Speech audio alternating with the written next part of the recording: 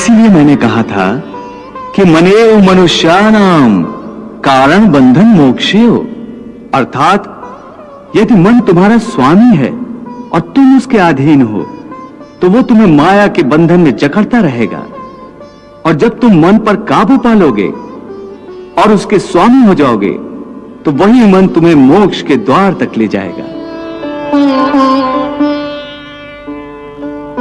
हे मधुसूदन, यह कहना तो बहुत आसान है कि तुम मन पर काबू पालो, मन के स्वामी बन जाओ, परंतु यही तो सबसे दुष्कर कार्य है।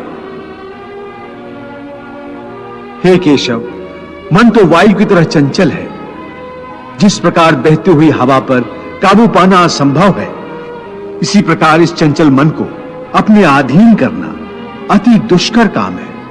हे अर्जुन, तुम्हारा यह कहना सत्य है कि मन अति चंचल है, उसे अपने वश में करना बहुत मुश्किल है।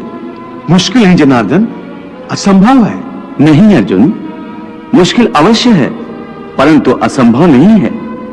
तुम्हारा कहना है कि मन को वश में करने का कोई तरीका, कोई साधन भी है? अवश्य है। क्या है वो तरीका? असंशयम महाबाहो मनो दुर्निग्रहम चलम अभ्यासेन तु कौन्ते वैराग्येन च गृह्यते। अर्थात मन को वश में करने के लिए उस पर दो तलवारों से प्रहार करना पड़ता है। एक तलवार अभ्यास की है और दूसरी तलवार है वैराग्य की। अभ्यास और वैराग्य? हां, अभ्यास और वैराग्य। देखो अर्जुन, अभ्यास का अर्थ है निरंतर अभ्यास। मन को एक काम पर लगा दो, वो वहां से भागेगा, उसे पकड़ कर लाओ, वो फिर भागेगा, उसे फिर पकड़ो, ऐसा बार बार करना पड़ेगा। जैसे घोड़े का नवजात शिशु एक क्षण के लिए भी स्थिर नहीं रहता, क्षण क्षण में इधर उधर फुदकता रहता है।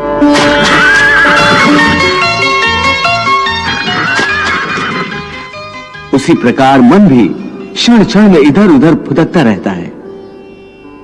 एक चंचल घोड़े की तरह मन भी बड़ा चंचल होता है, और ऐसे चंचल मन को काबू करना उतना ही कठिन है जैसे किसी मुंहजोर घोड़े को काबू करना। ऐसे घोड़े को काबू करने के लिए सवार जितना जोर लगाता है, घोड़ा उतना ही विरोध करता है और बार बार सवार को ही गिरा देता है। परंतु यदि सवार दृढ़ संकल्प हो तो अंत में वो सरकश घोड़े पर सवार हो जाता है। बस फिर वही घोड़ा सवार के इशारे पर चलता है। उसी प्रकार मन को भी नियंत्रण की रस्सी में बांधकर बार बार अपने रास्ते पर लाया जाता है, तो अंत में वो अपने स्वामी का कहना मानना शुरू कर देता है। इसी को कहते हैं अभ्यास की तलवार चलाना। जब अभ्यास की तलवार से ही मन ठीक रास्ते पर आ जाए, फिर वह दूसरी वैराग्य की तलवार की क्या आवश्यकता है? उसकी आवश्यकता इसलिए है कि एक बार ठीक रास्ते पर आ जाने के बाद मन फिर से उल्टे रास्ते पर न चला जाए, क्योंकि उल्टे रास्ते पर इंद्रियों के विषय उसे सदा ही आकर्षित करते रहेंगे। मिथ्या, भोग, विलास और काम की तृष्णा उसे फिर अपनी ओर खींच सकती है।